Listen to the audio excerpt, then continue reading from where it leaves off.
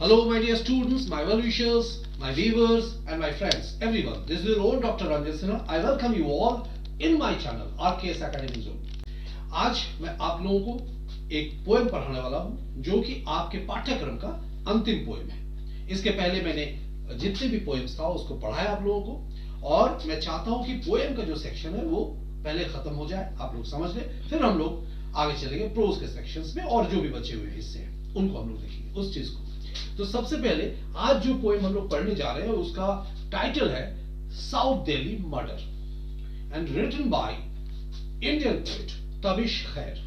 तबिश खैर का मतलब एक लाइफ जो कहा जाए, लाइफ का एक अहम हिस्सा जो है बिहार में, बिहार के गया जिले में उनका बीता पढ़ाई के क्रम में। तो उनका एक धारणा जो बना बिहारियों के बीच में या बिहार के लोगों के बीच में, तो उस वक्त कुछ ऐसा घटना हो रहा था, घट रहा था कि अक्सर कुछ ऐसे जो नीचे तबके के लोग हैं जो बाहर काम करने जाते थे या मतलब नौकर बन के जाते थे कहीं पे, तो वो लोग गलत काम करके निकल आते थे, कुछ इस तरह का इंप्रेशन था। और ये जो वर्तमान कविता है ये कुछ उसी तरह का एक मर्डर मिस्टेक, मर्डर से जुड़ा हुआ बात है, जिसको उन्होंने अपना एक एक्सपीरियंस लेकर उन्होंने लिखा। तो सबसे पहले चलिए इस कविता को पढ़ते हैं, देखते हैं, फिर समझते हैं। और ये कविता चूंकि ये बड़ा है पार्ट में, इसको हम लोग पार्ट वाइज पार्ट पढ़ेंगे आस्ते आस्ते, एक क्लास में तो ये खत्म नहीं होगा। तो देखते हैं, पहले इसको पढ़ते हैं, देखते हैं, समझते हैं, और फिर आगे के हिस्से को हम लोग आगे पढ़ेंगे। ठीक है, चलिए आइए। Hello my dear students of standard 11th। आज आप लोगों को मैं एक कविता पढ़ाऊंगा जिस कविता का शीर्षक है south Delhi murder. South Delhi murder Indian जो है एक राइटर या कवि जो बोले तबिश खैर का। तबिश खैर studied up to MA in Gaya. He is pained to see that Bihar and Biharis no longer enjoy a good reputation in many parts of the country. And Biharis are honest and hardworking people, but many poor Biharis work as domestic helps. In some cases, it was found that Bihari servants killed their employees and made away with their valuables. Tabish खैर जो इस कविता के मतलब लेखक हैं, कविता के मतलब कवि हैं, तो उनका जो पढ़ाई लिखाई एक्चुअली बिहार में ही हुआ, बिहार के गया में हुआ। और उन्होंने बिहारी कल्चर्स को जो है, बिहार के कल्चर्स को काफ़ी नज़दीकी तरीके से देखा। और ऐसा उनका मानना था कि बिहारियों में जो है लोग जो है हार्ड वर्किंग है, मेहनत करते हैं, लेकिन कुछ ऐसे पुअर सेक्शंस के लोग आते हैं जो नौकर बन के कहीं इधर उधर काम करने जाते हैं, लेकिन उनका रेप्यूटेशन अच्छा नहीं होता है। वो कभी कभी देखा गया कि वो चोरी करके मतलब गहने हो या कुछ पैसे हो चोरी करके भाग जाते हैं, तो उनका रेप्यूटेशन सही नहीं था। तो एक मतलब यूँ कहा जाए कि इस घटना को उनका जो उल्लेख है मतलब घटना के बारे में, तो ये उनकी एक निजी इस तरह का एक एक्सपीरियंस है जो उन्होंने हासिल किया था, उसके आधार पे उन्होंने ये कविता यहाँ लिखा है। आप देखते हैं उसमें क्या है। साउथ दिल्ली मर्डर जो है, तो दिल्ली का एक पॉश इलाका जिसको कहा जाए साउथ दिल्ली का एक मतलब साउथ का भाग, जहाँ पर बहुत पॉश इलाका जिसको माना जाता है, वहाँ पर एक वृद्ध दंपति जो है वो रहते थे एक फ्लैट में। तो उनकी हत्या हो जाती है, निर्मम हत्या, स्टैब करके यानी चाकू भोंक कर। तो कैसे ये होता है, किस तरीके से अंजाम होता है, दिया जाता है घटना का, लोग कैसे जानकारी हासिल करते हैं, किस तरीके से मालूमात होती है, पुलिस आता है, क्या तहकीकात होती है, इन सब के बारे में इस कविता में वर्णन जो है देखने को मिलता है। तो आइए पहले हम लोग देखते हैं। एक सिंपल सी कविता है। देखिए क्या है कविता में, पहले स्टैंजा में हम लोग देखते हैं। For 3 days she took it for spilled red ink और नेल पॉलिश। तो फ्लैट में ऐसा होता है ना, अगल बगल में लोग रहते हैं, तो बगल की जो एक नेबर थी, बूढ़ी एक औरत वहाँ, और वहाँ मतलब उनके पड़ोसन जो है बगल में, तो उन लोग मतलब अगल बगल में 2-3 फ्लैट है, उसमें एक ऐसे ही मतलब पड़ोसन को जो नेबर हैं उनको ये दिखाई देता है कि 3 दिन से लगातार ऐसा दिखाई दे रहा है कि कुछ रेड इंक की तरह दरवाजे से दूसरे के घर से फ्लैट से रेड इंक की तरह कुछ बह रहा है, लाल जो स्याही की तरह स्पिल्ड मतलब छितराया हुआ है दरवाजे के नीचे से। उन्हें ऐसा लगा कि ये लाल स्याही है या फिर और नेल पॉलिश की तरह लाल मतलब चारों तरफ बिखरा हुआ है। क्या हुआ? Then a scab of flies peeled to hint at the wounds shut behind the door। तभी उनका नज़र जाता है कि जैसे घाव में मक्खियाँ जो जैसे भिन-भिना के सतह पर चमड़ी पर आके बैठता है नहीं, घाव के जो चमड़ी होता है उसमें मक्खियाँ आके जैसे कैसे भिन-भिना के बैठता है, तो उन्हें दिखाई देता है कि वहाँ पर कुछ ऐसा लग रहा है कि ऊंड्स जैसे घाव है, वहाँ कुछ मक्खियाँ आके बैठा है। तो उस लाल जो सतह पे जो गिरा हुआ है जिसे वे लोग सोच रहे थे कि वो स्याही है या नेल पॉलिश है, वहाँ मक्खी आके बैठ जाती है। बिहाइंड द डोर, दरवाजे के पीछे चारों तरफ से मक्खियाँ जमा हो जाता है। Her head buzzed as she called the police, और उसकी जो बगल की जो पड़ोसन है तो उसका दिमाग मतलब ये होता है, चकराता है कि ये लगता है कि कुछ गलत हुआ है यहाँ पर, क्योंकि इस फ्लैट में तो एक वृद्ध दंपति रहा करते थे, तो यहाँ जरूर निश्चित रूप से कुछ गलत है।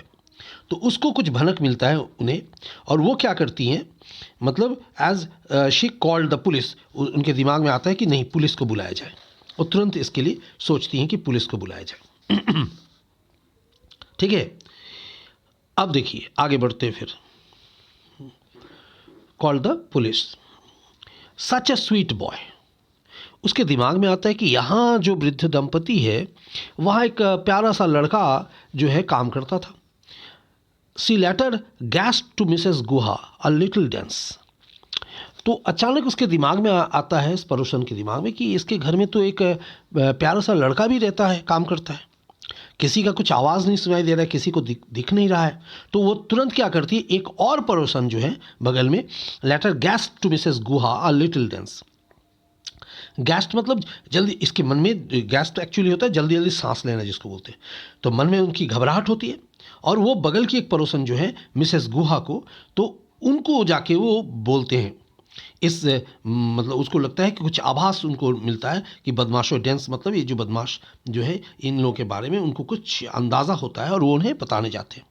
But smiling and so sweet, तो उन्हें क्या लगता है कि वो एक तरफ लगता है कि कुछ लोग शायद कुछ गलत हुआ हो, एक अंदाज़ा नहीं होता है इंसान को, ऐसा उनको लगता है।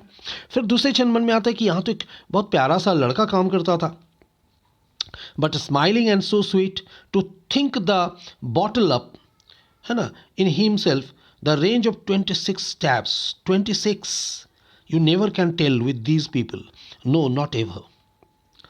तो वहाँ मतलब क्या होता है, उसके मन में ये चीज़ आता है और वो पुलिस को कॉल कर देती हैं, और फिर मिसेस गुहा को बताती है ये चीज़ें, और उसको एक चीज़ का महक मिल जाता है कि शायद हो ना हो ये जो स्वीट बॉय जो यहाँ है वो कुछ किया हो।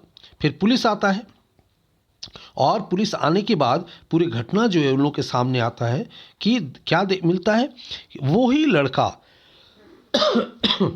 Himself the range of 26 stabs, 26 बार जिसको घाव से मारा गया है। You never can tell with these people, no not ever. तो इस तरह के इंसान वो चौंक जाते हैं, बाप रे, इस तरह का इंसान को तो पहचानना बहुत मुश्किल है। पुलिस आता है, जैसे ही बताता है वो फरार मिलता है, भाग गया होता है वो नौकर जो था। तो इन लोगों को लगता है बाप रे, इतना प्यारा सा लड़का, देखने में इतना प्यारा, और ये कैसे ये काम कर दिया, क्योंकि उस वुंडेड जो मतलब दंपति जो वृद्धा जो थे दोनों, तो उनको मारा गया है 26 मतलब स्टैब करके, 26 बार उसको चाकू से भोंका गया है। तो उन लोगों को ऐसा लगता है भाई किसी का चेहरा शक्ल सूरत देख के तो कुछ समझा ही नहीं जा सकता है कि ऐसा भी कुछ हो सकता है। अब देखिए आगे फिर बढ़ते हैं हम लोग। रेंज ऑफ 26 20 हो गया। चलिए आगे बढ़ते हैं। To which Mrs Guha sadly shook her gold earrings. और मिसेस गुहा जो है सुन के, जब सारा घटना वहाँ दिखाई देता है, पुलिस आ जाती है, तो वो देखकर घबराती हैं और सर हिलाती हैं। अपना गोल्डन इयरिंग्स जो कान में जो पहनी हुई होती है वो हिलता रहता है, उसको हिलाकर वो बोलते रहती हैं, the officer who turn up with 2 policeman.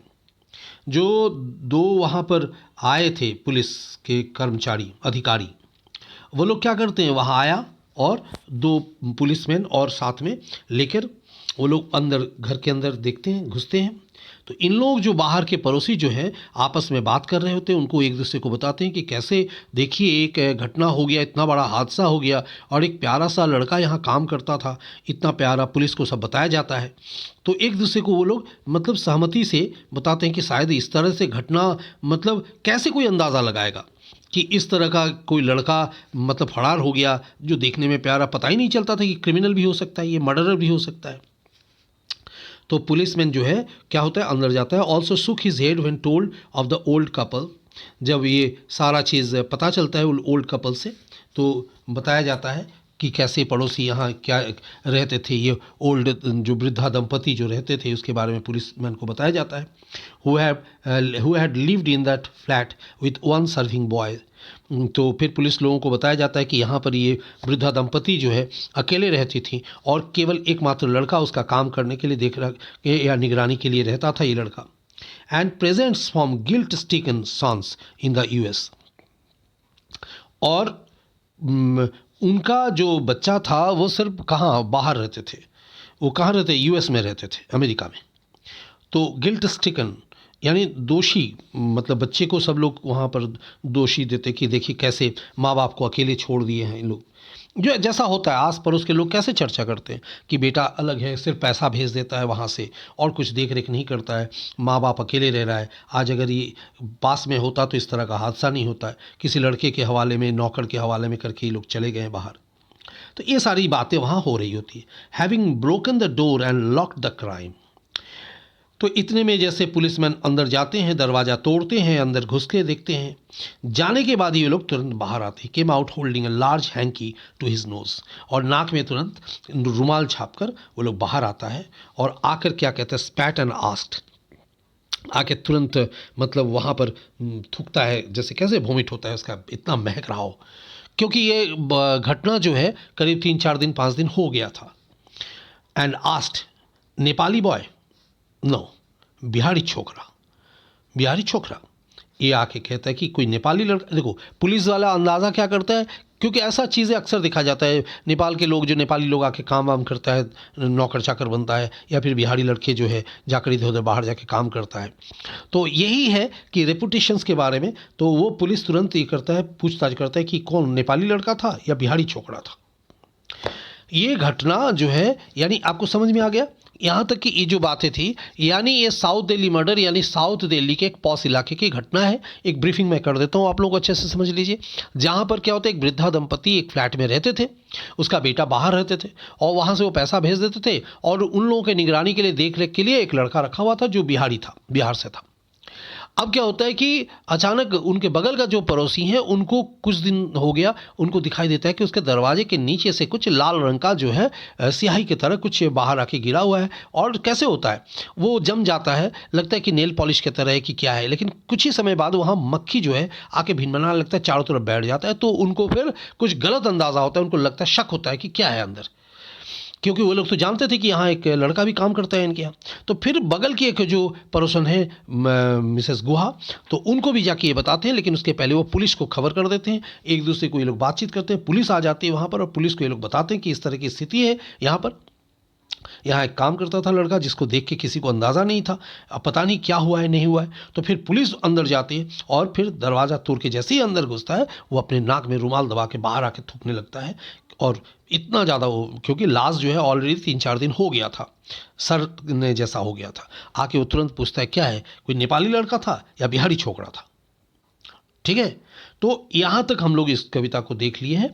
मतलब आप लोग यहाँ पर इस चीज़ को ध्यान में रखेंगे कि पूरी तरीके से देखिए कि मतलब कहाँ तक हम लोग पढ़ें। ये सिंपल सी कविता है, इससे ज़्यादा कुछ नहीं है, लेकिन इसको मीनिंग जो है आप लोग हार्ड वर्ड के साथ तैयारी करेंगे, कुछ समरी लिखने की कोशिश करेंगे। जो ग्रामर के तहत मैं आप लोगों को पढ़ा रहा हूँ, बता रहा हूँ कि खुद से लिखने की कोशिश करेंगे कि किस तरीके से आप समराइज़ कर पा रहे हैं, ताकि उससे क्या होगा, आप लोगों को फ़ायदा होगा, आप लोग आगे क्वेश्चन आंसर भी बना पाएंगे।